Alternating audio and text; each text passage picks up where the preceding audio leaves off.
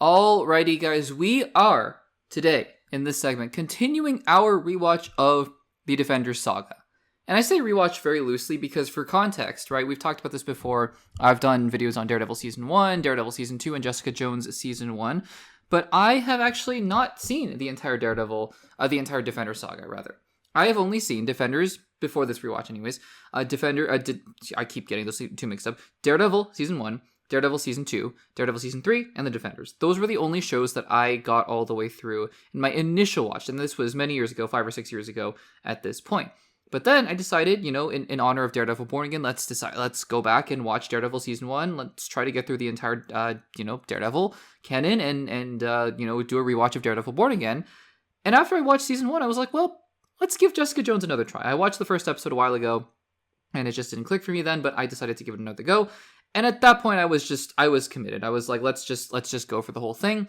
And as each passing day goes by, it is looking like a better and better decision to me, honestly, because first the news comes out that Jessica Jones is going to be in Daredevil Born Again Season 2 rather. So there you have that. That is making my decision to watch Jessica Jones Season 1 for the first time all the better, in my opinion. And then we have, Mike Coulter posting things about Luke Cage. So seems like, as we're going to talk about here with Luke Cage Season 1, seems like Luke Cage is going to maybe have a presence in Daredevil Born Again Season 2. And then lo and behold, Punisher, right? One of my favorite parts of Daredevil Season 2, but, I just never got around to seeing his own show. Punisher is going to be in Spider-Man Brand New Day. So it's like all these different things are coming together, and it just, I think it really is the ripe time, the ripest time, if you will, to do this Defender saga, I guess, first time watch. And so that's what we're doing here. We are revisiting, not me personally, but just, I guess collectively, we are revisiting the Defender saga many years later. So we did, like I said, Daredevil Season 1, we did Jessica Jones Season 1, we did Daredevil Season 2, and now we are on Luke Cage Season 1. Very quickly after this show, heading into the Defenders, we have Iron Fist Season 1, which I'm interested in. I've never seen Iron Fist. I've heard things. Obviously, I've heard some things about Iron Fist, but haven't personally seen it. So very curious to see how that'll go. But that's not what we're here to talk about. We'll hopefully talk about Iron Fist Season 1 in a couple weeks when I wrap that up. So let's talk about Luke Cage Season 1. Full spoilers ahead for the show. Let's revisit that season of television. So what did I know about Luke Cage Season 1 heading into this watch? Well, first of all, I knew that Mahershala Ali was in the show, which was funny because everyone, when he was cast as Blade, was like, oh my gosh, well, he was already kind of in the MCU. At that time, the Netflix shows were tangential to the MCU, which is interesting because, especially in this show, there are actually quite a few MCU connections in here. I mean, Hammer Tech is referred to a lot in this series, and obviously, Justin Hammer himself doesn't appear necessarily, but a lot of the technology, the guns, the weapons, the bullets are Hammer Tech. So his presence is being felt. I think Iron Man is referenced a few times, and so in hindsight, these shows really do fit into the MCU, as long as you ignore the question, where were they the entire time of the Infinity Saga? But if you do, then, it totally works out, and it totally makes sense. Anyways, all that aside, Luke Cage Season 1, right? It came out right after, it's leading up to the Defenders, and, Mahershala Ali is in the show. That's what I knew beforehand. And he was Cottonmouth in this show, and then he was going to be Blade. Now all that is kind of out the window. But that's about all I knew. I mean, I knew Luke Cage vaguely. I'd seen him in The Defenders, but he had unbreakable skin. That's about all I knew from him. I really didn't know a whole lot else. And then, we were introduced to him in Jessica Jones Season 1, and I liked him enough, actually. I thought that he was one of the better side characters in that show. Personally, you can go check out my thoughts on Jessica Jones Season 1. I wasn't a huge fan of that cast of characters, supporting characters, I should say. And even Jessica Jones herself, I mean, intentionally so, mostly, but not the most likable character in the world. And I think, again, that was part and parcel of just who the character is. But, I think Luke Cage was a bright spot. But he didn't have a whole lot to do. But I think his backstory with Reva in that show was pretty interesting. So we head into Luke Cage Season 1. I was curious to see, were they going to pick up on any of those threads from Jessica Jones Season 1? The answer is not really. Jessica Jones isn't mentioned so much at all. The only big connecting thread, I suppose, is Claire Temple, and even then, in Jessica Jones Season 1, he really doesn't interact with Claire because he's knocked out, he's unconscious, and so, but Claire has obviously a big role to play, probably the biggest role to play in Luke Cage Season 1 than any of the other shows, and I think that's, even given her pretty big supporting role in Daredevil Season 1 at the very least, and so, I think that's the biggest connective thread. And I do like Rosario Dawson. Not even, I wouldn't analogize her to being like Nick Fury, but I think insofar as she is appearing in every single show, I think that's a pretty fun connective tissue to have in this Netflix universe. But yeah, I mean, Luke Cage season 1. Here's what I'll say about it. I actually think I liked it better than Jessica Jones season 1.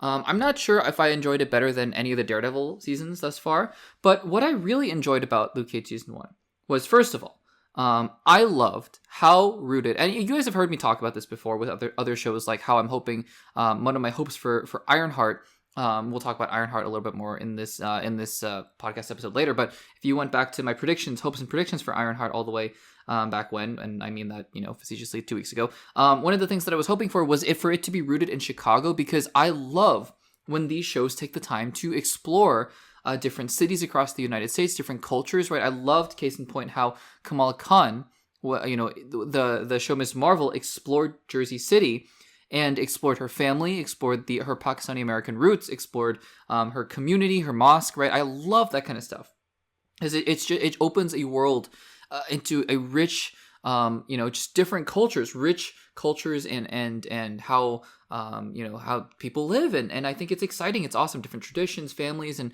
it's great. And I love how this show really took to heart Harlem. Harlem is really, I think, the most important part of the show.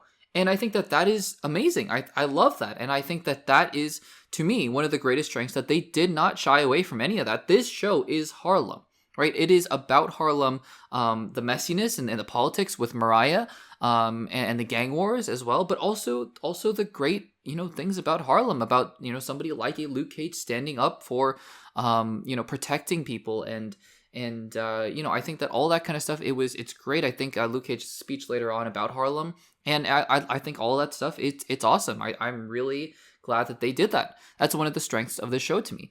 Speaking of the gangster or the gang wars, I think that I'm a pretty big sucker for this kind of stuff. I wouldn't consider it so much gang warfare as just political drama, even though it's not necessarily politics. But I mean, there are politics in the show with Mariah. I think Mariah is such an interesting character to juxtapose with her cousin Cottonmouth. The kind of underbelly of criminal activity mixed in with seedy and corrupt politicians, I think, is a very interesting juxtaposition to have in a show like this. And I think that all of that kind of stuff, I know I'm using the same shows and movies to compare it to all the time, but these are things that stick in my mind. It reminds me of why I love the Penguin so much, because it's not like you're rooting for any of the characters necessarily, maybe aside from Vic, and even then, towards the end, Vic is really going off the deep end there. But I think it's the intrigue of how these different criminal factions are fighting against one another for supremacy in a very enclosed space. That's what I love about these kinds of shows, is that while it's taking place in a big area, physically, a section of a city, or, Gotham City, parts of Gotham City, in the Penguin, or Harlem in Luke Cage, it feels very confined in an interesting way, where there is limited space, and people are jockeying for power, jockeying for territory, and really trying to get a foothold, trying to make a way, in all of this craziness. And I think that is something that, I think is super, super interesting. So, I really enjoyed that. I really enjoyed the performances. I thought that, is it Alfre Woodard, did a great job as Mariah. I think, Mahershala Ali was fantastic as Cornell Stokes. I'm talking more so about the supporting characters than anything else. I thought that they were all great. I forget the actor's name who played Diamondback, but I think that he also did a very good job. Though we'll talk about Diamondback in just a second. But I think that supporting characters, it was really great to see Rosario Dawson. I think that the actress playing Misty Knight was also really good. And we'll obviously see more of her as we move along in this Defenders saga rewatch. I at least remember her from Defenders, so we'll definitely see more of her going forward. But I think that the supporting characters, cast of characters, was much stronger. I think even Shades was not my favorite, but suitably creepy, and I don't know how to describe him, but just a henchman-y kind of way, who's kind of secretly vying for power. So I definitely think that what made this show, what it was really the surroundings, the characters, the crew of criminals, and even characters like Pop right at the beginning. I know Pop died very early on, but even characters like him, really gave the show what the character that it was. It gave the show the life that it really took on. I think that was great. I will say, I do think Luke Cage himself, Mike Coulter. Now, I'm positive Luke Cage, Mike Coulter, was told to play the character in this way very specifically. And that's good and all. And I'm sure that is very accurate to the comic books and whatnot. And again, that's good and all. I found his character, generally speaking, I know they keep calling it out in the show, and that's fine. They can keep calling it out. It doesn't make it any more interesting to me or any less egregious. He is so one note as a character to me. I think that as much as Jessica Jones, the entire season, while showing some moments and flashes of vulnerability, I suppose, or, cracks in the armor, if you will, or whatnot, fine, that's fine and all. But for the most part in Jessica Jones Season 1, she was ornery, she was miserable, she was cynical, and that's just who she was, right? And that's fine. That's her character. It got a little bit old. In the same way, I think Mike Coulter's Luke Cage, just performance-wise, character-wise, was a little bit one note. And I'm sure that Mike Coulter played it exactly how he was supposed to. I think by the 5th time he says ollies, by the 6th time he says a little saying before he goes off, and Rosario Dawson says, "You're so corny." I was over it. I was over it. Not that I disliked him his performance or anything like that. I think it was just not interesting as I hoped it would be. I think there are some interesting things about the character, like how he got his powers, his time at Seagate. I think that episode is actually quite interesting to see how he became who he was. And that part, I think allowed Mike Coulter to have more of a personality and play with his performance more than at any other point in the entire show, which, again, a little concerning to me. But I think that him as a character, it didn't work as well as I was hoping to. Now, I don't remember disliking him or really anybody in the Defenders season, so we'll see if I remember him any differently in that show. But I will say he just wasn't as interesting of a character to follow as I was hoping for, is all. The other thing about this show, because like I said, I in general, I enjoyed the story. I think that the political dynamics, the gang wars, and the vying for Harlem in ways of going through politics, but in corrupt ways, or Luke Cage trying to fight his way through righteously and do it the right way, and Cottonmouth, with weapons, and Diamondback trying to get, all that stuff is really interesting to me. I liked all of that, quite frankly. I really did. And I liked Luke Cage's dynamic with Cottonmouth, that he wasn't related to Cottonmouth or anything like that. But they made that dynamic work really well of Cottonmouth. It's like, this guy is in my way. And then all of a sudden he's starting to realize Luke Cage is a problem. He's a real problem. To Diamondback, where he is related to Diamondback and they have a more personal connection. All that stuff. Really great. But to me, Luke Cage, the biggest problem with Luke Cage, because I think the second biggest problem to me is just Luke Cage's character, personality-wise. It's just not as interesting. The second, or the biggest problem to me, though, rather, is that this, and it's the second season out of the first 5 that I've watched that suffers from this problem. This is 2 shows in one. And I'm a little baffled because this one is the most egregious that it's been. Daredevil Season 2, we just talked about that a couple weeks ago, has two shows in it. Now, granted, I think Daredevil Season 2, what that show did, at least, what that season did, was at least attempt to tie those things together. I don't think it did it super well. I think that when it had to sacrifice different parts of each storyline to get where it needed to go, and that's fine and all. I think that the Elektra season, though, and the Hand could have been an entire season leading up to Defenders, and I think similarly, the Punisher arc could have been another entire season, right?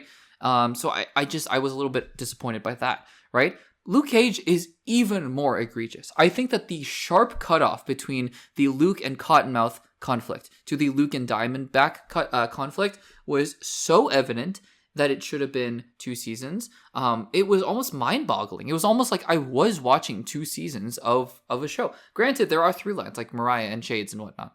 But it really, really split itself in half. And like I said, I didn't inherently dislike anything about either half. I would say the first half is stronger, for sure. But I think Diamondback was a suitably menacing villain. I like their connection. Although the amount of monologues that Diamondback gives towards the end of the show is kind of baffling to me. But I didn't dislike any of that, right? I was a little surprised to see that this show just decided to go, yeah, we're good here with Mahershala. Let's pivot here and let's do something else, because I think Mahershala Ali was one of the strongest parts of the show, quite frankly. So again, I really enjoyed Luke Cage on balance. I think there are a couple glaring, quote unquote, glaring problems with the show that I had personally, but overall, I was pleasantly surprised. Not that I was expecting to hate Luke Cage or anything like that. I just hadn't heard about Luke Cage in the same conversations I heard about, obviously, all the seasons of Daredevil and also even some of Jessica Jones. And I was surprised. I really enjoyed my watch with Luke Cage. It was pretty easy to get through in terms of, I talked about how Jessica Jones took me a while just because I felt like every episode I was like, oh, okay, next one. Daredevil is such a breeze. Every episode, it just goes so fast. And I think Luke Cage, I was surprised. I was actually quite surprised, pleasantly so. And I think, given the right story, given the right circumstances, and we'll see how I think of him in The Defenders coming up, but would very much like to see him come back in the MCU at some point. So guys, what did you think of the first season of Luke Cage? Is this one of your favorites, or maybe you don't like it as much as I did? Let me know in the comments down below.